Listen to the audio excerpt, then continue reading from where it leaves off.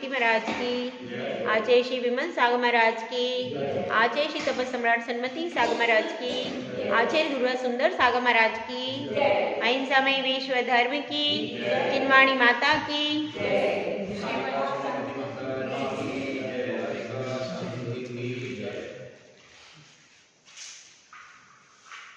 इस संसार के रंगमंच पर केवल 2 खिलाड़ी हैं और वे 2 खिलाड़ी अनादिकाल से खेल रहे हैं। बहुत सारा समय व्यतीत हो गया लेकिन रंगमंच से खेल खत्म नहीं हो पाया। उनके रूप बदल जाते हैं, वेश बदल जाती है, ड्रेस बदल जाता है, लेकिन रंगमंच पर वे 2 खिलाड़ी खेलते ही रहते हैं। तो कैसा है यह रंगमंच? यह रंगमंच है, संसार का रंगमंच है। और कहते हैं जीव और पुद्गल नाचे यामे कर्मोपाधि। जीव और पुद्गल इसमें अनादिकाल से नाच रहे हैं और हम भी उसको देखते हैं कि नहीं? हमारी आंखों के सामने सारी चीजें आती हैं कि नहीं आती? आती है। फिर भी देखिए जीव भी है, पुद्गल भी है, फिर भी हम पुद्गल अच्छा है कि जीव अच्छा है? क्या अच्छा है दोनों में? अच्छी चीज कौन सी है? जीव। और खराब चीज कौन सी है? हाँ, अपने अपने पर, फिर भी अपनी अपेक्षा से, क्योंकि यहाँ पर जीव को अपना उद्धार करना है। तो उद्धार की अपेक्षा से जब तक पुद्गल को खराब नहीं मानेगा तब तक अलग क्यों करेगा? अगर उसको वो तो बहुत अच्छा है, बहुत अच्छा है, तो फिर उसको अलग करने का विचार क्यों करे? जब तक हमको लगता है कि भाई छिलका अच्छा नहीं है, इसको हटाएंगे तो अंदर से गूदा अच्छा निकलेगा, तो फिर हम जब छिलके को हटाएंगे और अगर हमको ये लगेगा कि भाई छिलका ज़्यादा अच्छा है, गूदा खराब है, तो फिर क्या करेंगे? छिलके को रखेंगे, गूदे को हटाएंगे। मतलब देखिए हर फल में नारियल होता है, बाहर से आवरण होता है और अंदर से नरम फल होता है। अपन सब नारियल देखते हैं कि नहीं देखते? तो उसमें से क्या रखते हैं, क्या निकालते हैं? कठोर जो आवरण है उसको निकाल देते हैं और नरम चीज को अपने पास में, मीठी वस्तु को अपने पास रख लेते हैं। हम सारे फलों में इसी तरह से करते हैं। फलों में गुठली फेंक देते हैं और फल को, रस भाग को अपने पास रख लेते हैं। लेकिन बड़े आश्चर्य, सब्जियों में भी ऐसा करते हैं, छिलके को हटा देते हैं, बीजों को हटा देते हैं और सारभूत वस्तु को रख लेते हैं। पेय पदार्थों में भी ऐसा ही करते हैं। दूध होता है तो उस दूध में से सारभूत घी को निकाल लेते हैं और वेस्टेज को अलग कर देते हैं। मतलब जितनी भी तत्व वस्तुएं हैं, वनस्पति आदि वस्तुएं हैं, उन वनस्पति आदि में हम बहुत अच्छे से समझ जाते हैं कौन सा सारभूत चीज है और कौन सी असारभूत है। समझते हैं कि नहीं? किसी को समझाना पड़ता है अलग से बैठ के? नहीं समझाना पड़ता। हर चीज में अच्छाई भी है और बुराई भी है कि नहीं? है। लेकिन जब हम व्यक्ति की बात आती है तो हमारी दृष्टि बुराई पे ही जाती है और हम बुराई को ही संभाल के रखते। ऐसा क्यों होता है? होता तो ऐसा ही है। होता है कि नहीं? होता है। जब वस्तुओं की बात आती है तो हम अच्छाई को रखते हैं और बुराई को फेंकते हैं, लेकिन जब व्यक्तियों की बात आती है तो हम बुराई को संभाल के रखते हैं और अच्छाई को गिनते ही नहीं है। ऐसा होता है कि नहीं? ऐसा होता है कि नहीं होता? ऐसा होता है, संबंधों में भी होता है, व्यक्तियों में भी होता है। वस्तुओं में तो हम इस गणित को समझते हैं कि भैया फूल के साथ में कांटे हैं, तो हमारे काम की चीज क्या है? फूल। फूल को उन कांटों के बीच में से निकाल लिया।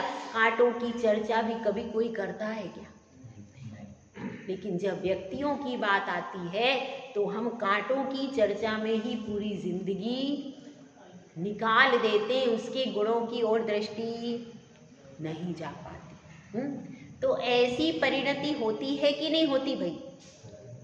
अपनी ऐसी परिणति होती है कि किसी में 100 गुण हो और 1 अवगुण हो तो हमारी दृष्टि किस पर जाती है? और अगर कोई केला हो तो हमारी दृष्टि कभी छिलके पे नहीं जाती, किस पे रह जाती है? गूदे पे जाती है। सही है कि नहीं? मतलब जब वस्तुएं होती हैं, वस्तुओं में तो हम तुरंत गुण को पकड़ लेते हैं और दोष को छोड़ देते हैं, लेकिन जब व्यक्तियों की बात आती है तो हम दोषों को पकड़ लेते हैं और गुणों की तरफ दृष्टि ही नहीं जाती। ऐसा क्यों होता है? ऐसी परिणति क्यों होती है? अब यही प्रश्न उस भव्य जीव ने उपस्थित किया है। किसके आगे?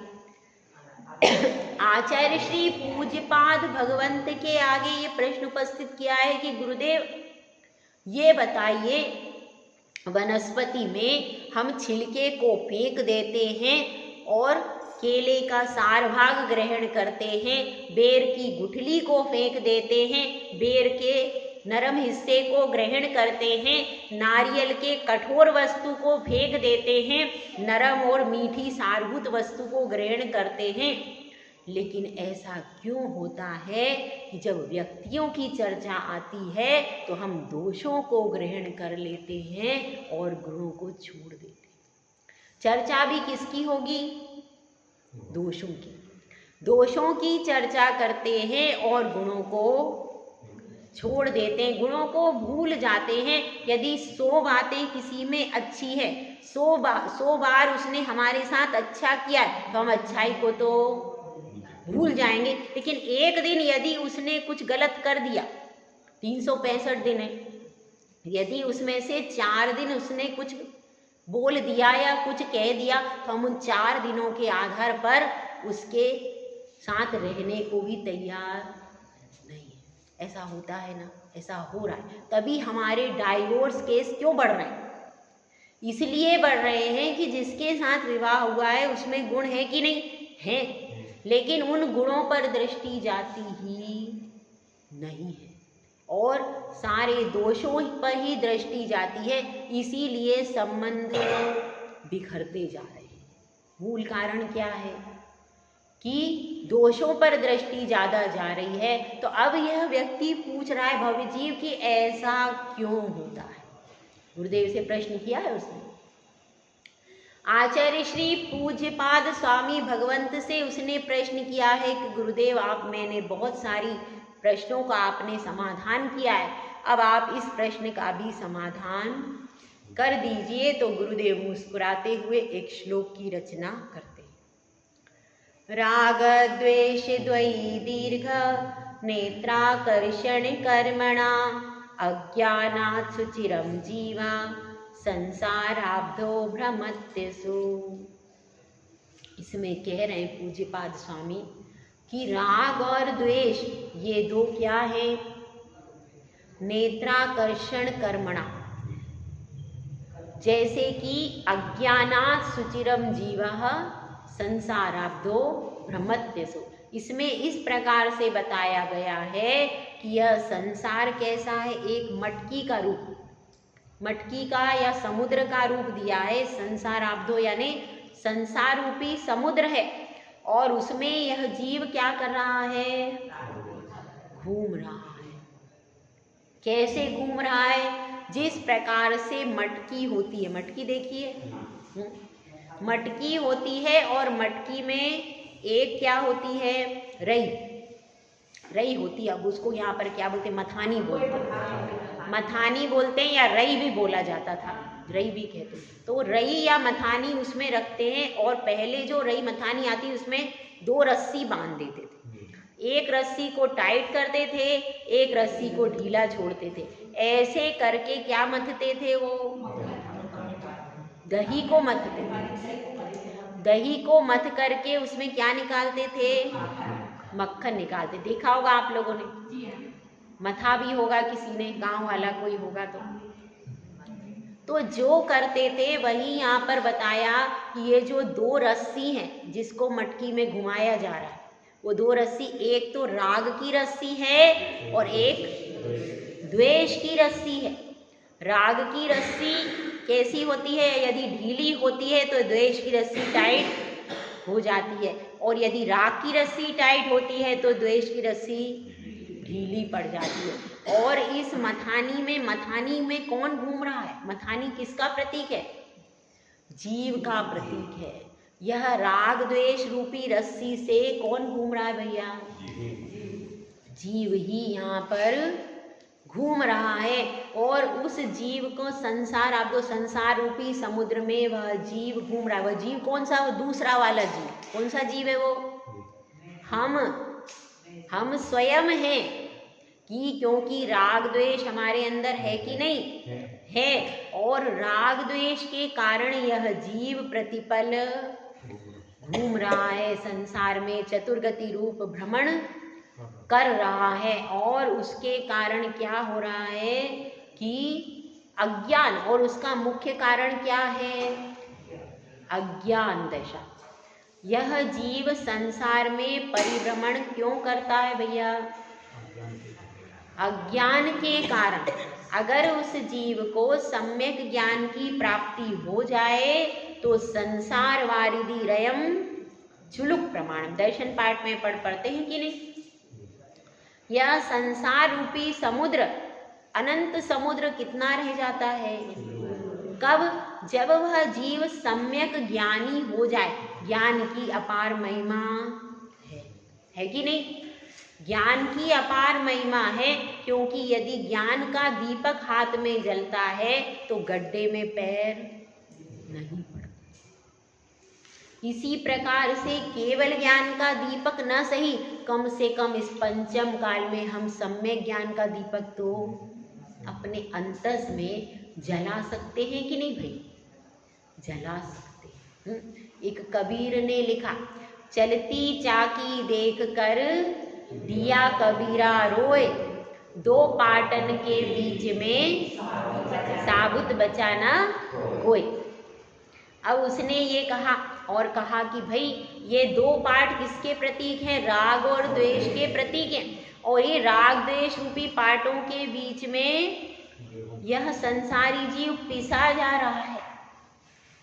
तो उसका बेटा वहां पर खड़ा था, और उस बेटे ने वो बेटा हंसने लगा।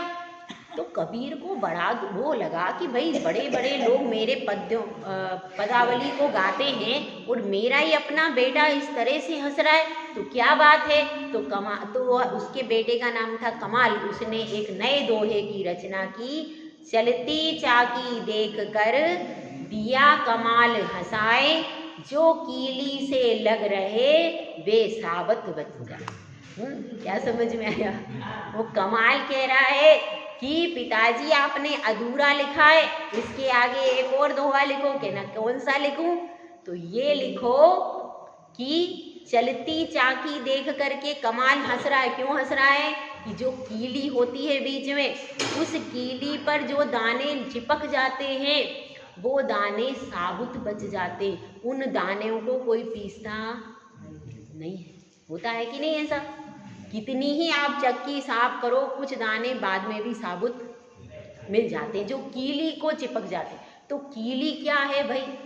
वह कीली पंच परमेष्टि की भक्ति प्रतीक है। जो पंच परमेष्टि के चरणों से चिपक गए, चरणों से लग गए, वे दाने ऐसे होते हैं कि संसार में राग द्वेष चलता रहता है, फिर भी वे दाने कभी पिसते। वे कौन हैं? वे हैं सम्यक दृष्टि जी, जो कि रहते संसार में, रहते उसी चक्की के पाटों में, रहते वहीं पे, दूसरी जगह नहीं जाते, परंतु वो कीली को पकड़ करके रहते हैं, तो फिर वो साबुत बच जाते। तो अपने को साबुत बचना है कि नहीं? अपने को भी साबुत बचना है, तो पंच परमेष्टि की कीली को छोड़ना नहीं। यदि इस कीली को पकड़ के रहोगे तो राग द्वेष रूपी चक्की में पिसेना बंद हो जाओगे। तो अब वह जीव कहता है कि गुरुदेव मैंने तो प्रश्न दूसरा पूछा था और आपने कुछ और जवाब दिया।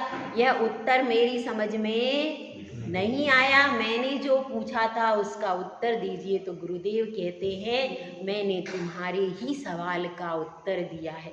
तुमने कहा है कि हमको व्यक्तियों में अच्छाई क्यों नहीं दिखती, इसका कारण यह है हमारे अंतरंग का राग और द्वेष।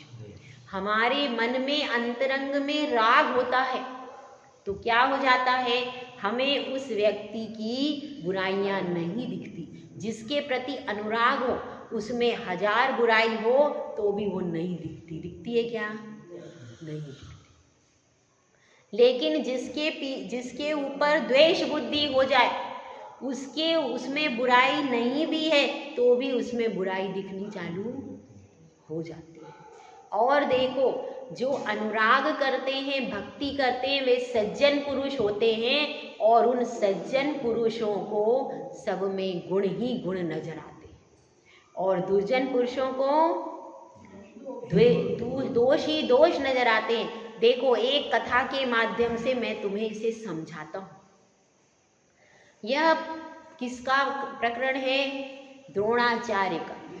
द्रोणाचार्य अपने ने एक गांव के बाहर पड़ाव डाला और उनको लगा कि अभी रात्रि होने वाली है तो अब क्या करें। तो कहते हैं कि अपन ऐसा करें कि पास में क्या है, 2 गांव हैं। तो 2 गांव हैं, अभी रात्रि होने में थोड़ा सा समय है तो ऐसा करते हैं कि वहाँ पर देख के आते हैं भाई, अगर गांव रुकने लायक हुआ तो अपन उस गांव में रुकेंगे, अगर वहाँ पर डकैत है, सप्त व्यसनी लोग हैं तो अपना रुकना उसमें अच्छा नहीं होगा। इस तरह से वो क्या करते हैं कि दुर्योधन को भेजते हैं कि दुर्योधन तुम यह लड्डू लेकर के जाओ और देखो गांव में कैसा है गांव।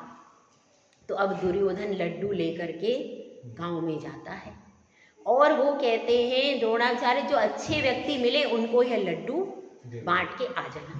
अब वह दुर्योधन थोड़ी सी देर में वापिस आता है और पूरा का पूरा जो टोकरा था वो रख देता है। तो गुरुदेव पूछते हैं कि भाई तुमने तो एक भी लड्डू नहीं दिया। गांव में मैंने कहा था लड्डू बांट देंगे तो उससे क्या होगा, लोग अपने को आसरा दे देंगे, तो अपन ने लड्डू बांटना चाहिए था। तो वो क्या कहता है दुर्योधन, आपने कहा था जो अच्छे सज्जन पुरुष मिले उनको लड्डू बांटना, तो उस गांव में तो कोई सज्जन पुरुष है ही नहीं, सब कैसे पुरुष हैं, सब दुर्जन पुरुष हैं। तो उसने कहा ठीक है। अब वह दूसरी बार उन्होंने कहा कोई बात नहीं, तुम यहाँ पर बैठ जाओ। अब उन्होंने दूसरे शिष्य युधिष्ठिर को बुलाया, तुम यह टोकरी लेके जाओ और देख के आओ गांव कैसा है, अपने रुकने लायक है कि नहीं। अब वह टोकरी लेकर के युधिष्ठिर जाता है और फिर थोड़ी देर के बाद लेकर के आता है, टोकरी खाली हो गई और कहता है, तो गुरुदेव पूछते हैं क्या हुआ, टोकरी तो पूरी खाली हो गई ना। गुरुदेव गांव में सब अच्छे सज्जन पुरुष हैं, सारे पुरुष सज्जन हैं, सब गुणी पुरुष हैं और इसलिए मैंने पूरे लड्डू बांट दिए और मैंने लड्डू बांट दिए। सब प्रसन्न हुए और उन्होंने मुझे पूछा तुम कहाँ से आए हो, और बहुत अच्छे से आपकी पूरी व्यवस्था करके आया हूँ, पूरा कमरा साफ कर दिया, सब जगह बना दी, सबके सारे शिष्यों के रुकने की बढ़िया व्यवस्था हो गई और आपके लिए अलग से कक्ष भी मिल गया। तो गुरुदेव पूछते हैं कि दुर्योधन तुम तो कहते थे, तो कहना कि हाँ गुरुदेव मैं सही कहता था, जब मैं जा रहा था तो एक कुत्ता मिला, मैंने कहा अरे ये तो काट लेता है तो क्या हो जाता है, शरीर में जहर फैल जाता है, ये तो दुर्जन है, तो इसको तो लड्डू नहीं देना चाहिए। उसके आगे गया तो गाय मिली, मैंने कहा अरे इसके 2 सींग हैं, ये तो सींगों से मारती है, इसीलिए इसको लड्डू नहीं देना। उसके बाद मैंने देखा, क्या देखा आगे, कि एक व्यक्ति अपनी कहाँ बैठा हुआ था, अपनी खाट पर बैठा था, और वह व्यक्ति वहाँ पर कैसे बैठा था, बैठा बैठा सो रहा था। तो मैंने सोचा ये तो सो रहा है, अब इसको लड्डू देने से क्या फायदा, और मैं आगे चला गया। बाहर देखा तो कुछ बच्चे खेल रहे थे, खेल खेल में हंस रहे थे, और मैंने उन बच्चों को डांट दिया तो बच्चे घबरा करके वहाँ से भाग गए। तो इस तरह से मैंने देखा मुझे कोई भी आदमी पसंद नहीं आया और मैंने सोचा कि अब यहाँ पर कोई देने लायक नहीं है। अब उन्होंने युधिष्ठिर को पूछा कि तुमने कैसे लड्डू बांटे? तो युधिष्ठिर कहता है मैं गया तो मुझे कुत्ता मिला।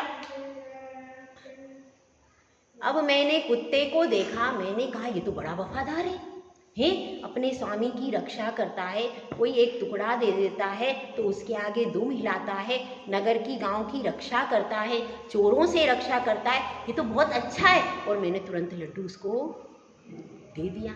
फिर आगे चला तो गाय मिली, मैंने कहा ये तो बहुत अच्छी है, यह तो दूध देती है और इसके दूध से सब हम लोगों का पालन पोषण होता है। देखो एक माँ तो कितने दिन दूध पिलाती है भाई? 1 साल 2 साल। और गौ माता कितने दिन पिलाती है? जिंदगी भर। अतः ये तो गौ माता है। और मैंने ऐसे करके तुरंत उसको लड्डू रख दिया। अब आगे चला तो वह व्यक्ति सो रहा था, वह सो रहा था, लेकिन मैंने उसके आगे लड्डू रखा तो वो खुशबू से एकदम जाग गया। फिर मैंने उससे बातचीत की, कुशल क्षेम पूछी तो उसने कहा कि मैं बहुत भूखा था तो मैंने उसको लड्डू दिया तो वह प्रसन्न हो गया। उसने अपना घर भी मेरे लिए खोल दिया। और मैं आगे चला तो फिर बच्चे वहाँ पर खेल रहे थे। मैंने बच्चों को प्यार से बुलाया और प्यार से बुलाकर उनको लड्डू बांट दिए। बच्चे बहुत खुश हुए और इस तरह से मेरे पूरा गांव, मैं जहाँ बैठा पूरा गांव मेरे पास आकर के बैठने लगा। सब पूछने लगा भैया तुम कहाँ से आए, तुम्हारी क्या व्यवस्था है, तुम भोजन कर लो, तुम पानी पी लो।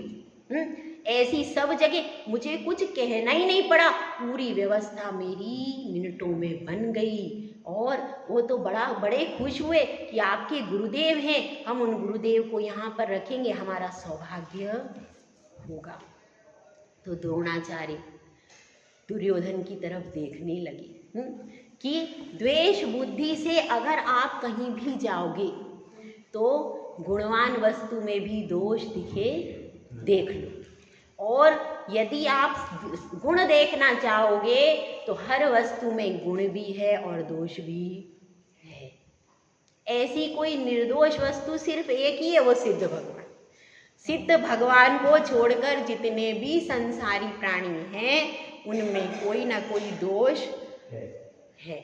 तो इसलिए हमको भी ऐसा ही करना चाहिए। कैसा? कि हमारा परिवार है, समाज है, समाज में भी परिवार में भी गुणवान व्यक्ति भी हैं और उनमें कोई ना कोई कमी भी है कि नहीं है।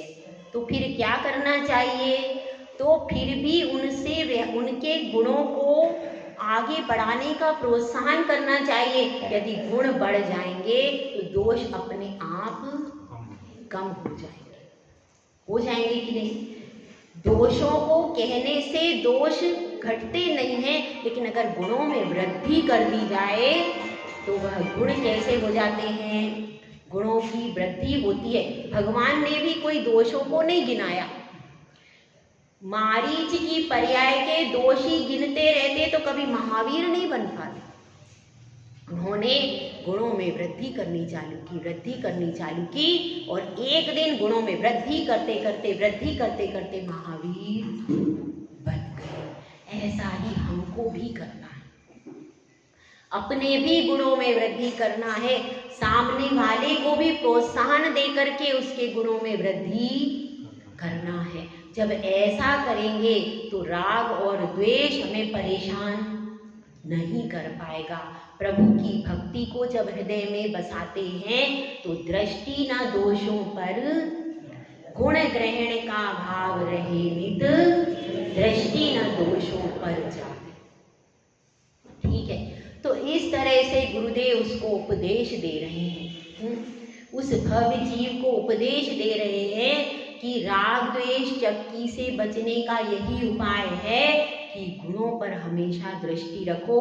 और जिसमें गुण ज़्यादा है वह कौन है? तो देखो, सर्वगुण संपन्न हमारे अनंत देव हैं, इनमें अनंत गुण हैं। और इन्होंने गुणों को प्रकट कर लिया।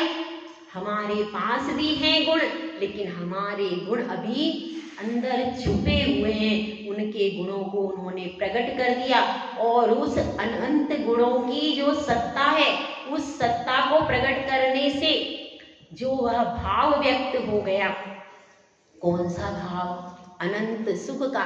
तो उसी सुख में वो आस्वादन कर रहे, अंतरंग में आस्वादन कर रहे हैं। तो दृष्टि कहाँ रखनी है? दृष्टि गुणों पर रखनी है।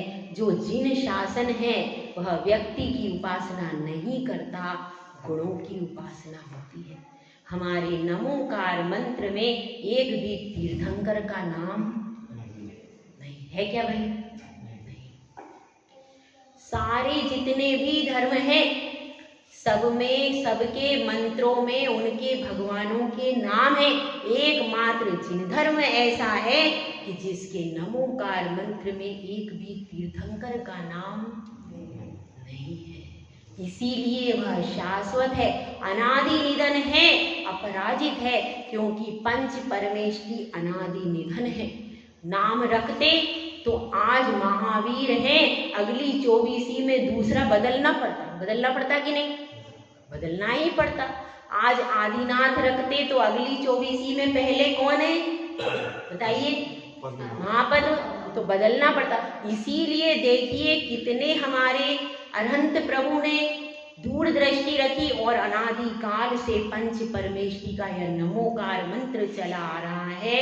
यह कहता है कि गुणों पर दृष्टि रखो। इस प्रकार से उसने पंच परमेष्टि के प्रति, आचार्य परमेष्टि ने पंच परमेष्टि के प्रति उसके हृदय में लौ लगाई है। वह मिथ्या दृष्टि था, सम्यक दृष्टि नहीं था। अब उसके हृदय में वास्तव में लौ लगी कि वास्तव में अनंत दर्शन, अनंत ज्ञान, अनंत सुख, अनंत वीर के स्वामी अनंत प्रभु है। वास्तव में गुणों का अपार समुद्र है और मैं कहाँ भटक रहा हूँ? मेरी दृष्टि तो इनके चरणों में ही होना चाहिए, ऐसा उसको लग रहा। धीरे धीरे अंदर से सम्यक दर्शन का गुण स्फुरायमान हो रहा है और वह उसकी आत्मा को प्रभावित करता है कि नहीं करता है, इसको अपन कल देखेंगे। जय बोला जय सुंदर सागर महाराज की जय।